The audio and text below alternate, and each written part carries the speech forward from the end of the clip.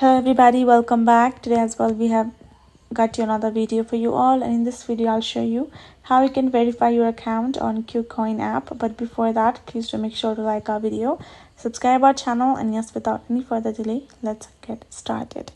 So for that, open your KuCoin app on your phone, tap on this option of profile icon on top left corner, tap on welcome to KuCoin on top, scan your face ID so you can log in. Then afterwards you're going to find this kind of interface, which includes on top of Unverified. You're going to tap on it, and now tap on get verified option.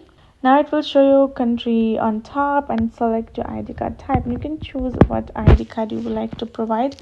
Tap on next, enter your first name, last name, and ID number. Tap on next.